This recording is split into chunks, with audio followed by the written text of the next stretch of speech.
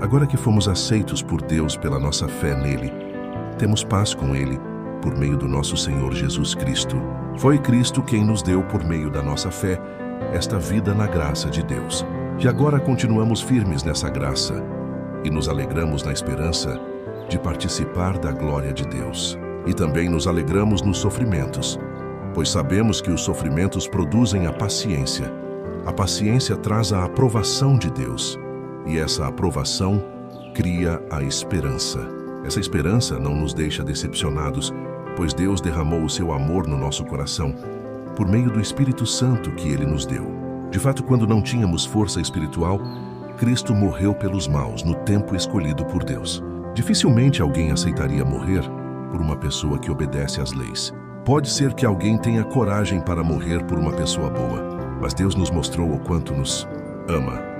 Cristo morreu por nós quando ainda vivíamos no pecado. E agora que fomos aceitos por Deus por meio da morte de Cristo na cruz, é mais certo ainda que ficaremos livres por meio dele do castigo de Deus. Nós éramos inimigos de Deus, mas ele nos tornou seus amigos por meio da morte do seu Filho.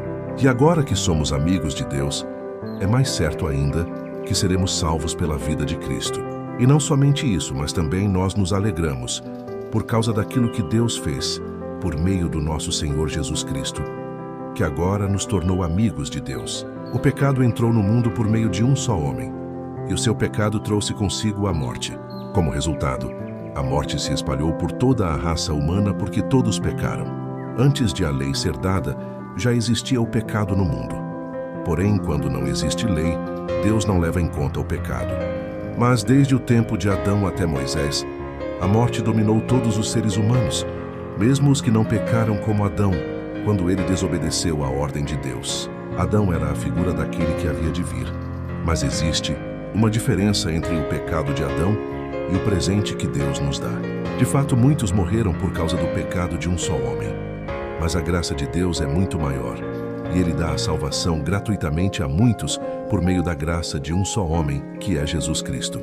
E existe uma diferença entre aquilo que Deus dá e o pecado de um só homem, porque no caso do pecado, a condenação veio por causa de um só pecado. Porém, no caso da salvação, Deus perdoa os que têm cometido muitos pecados, embora não mereçam esse perdão. É verdade que por causa de um só homem e por meio do seu pecado, a morte começou a dominar a raça humana. Mas o resultado do que foi feito por um só homem, Jesus Cristo, é muito maior. E todos aqueles que Deus aceita e que recebem como presente a sua imensa graça, reinarão na nova vida por meio de Cristo.